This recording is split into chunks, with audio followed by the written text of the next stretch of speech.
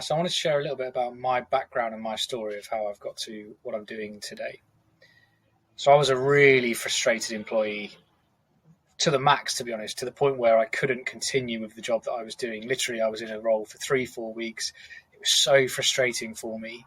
So I ended up leaving and then starting out on my own and really finding my feet as I went. I had no real practice or training, and on reflection that probably wasn't the best way. I definitely learned a lot during that period, but it was very difficult and I made things much harder for myself than they needed to be.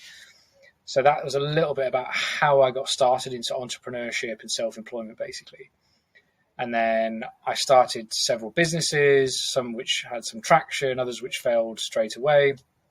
And I was moving around and flicking between lots of different projects early on in my self-employed career, really trying to find where I fit best, to be honest. And it was only when I started to see a pattern of why those businesses hadn't succeeded, because, and hopefully this isn't rose tinted, but I do believe a lot of the concepts and the ideas behind those business projects were effective and could have been deployed better and become successful businesses. And that's been proven, actually, because many of them have turned out into successful businesses for competitors or parts of a business of a successful company already.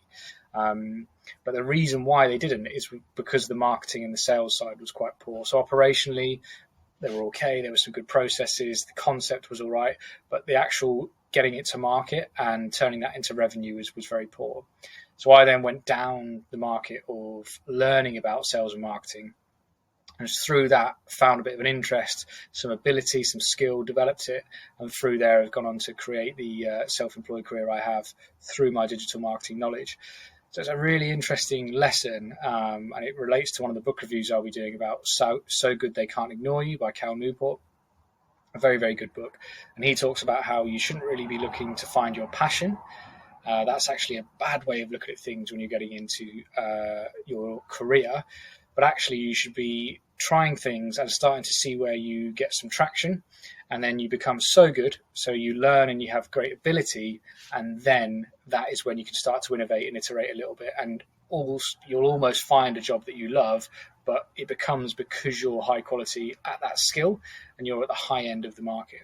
So I was flittering between different things and not really getting any skill, not really learning or building up career capital, as Cal would call it in the book.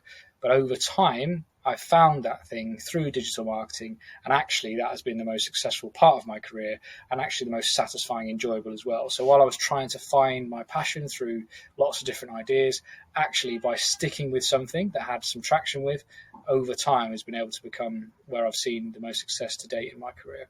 So just sharing a little bit of a story about how I got into it, and also I feel the advice and the lessons I've learned, the advice I pass on to people who, like me, find it really difficult to work for other people, is to spend some time learning a skill.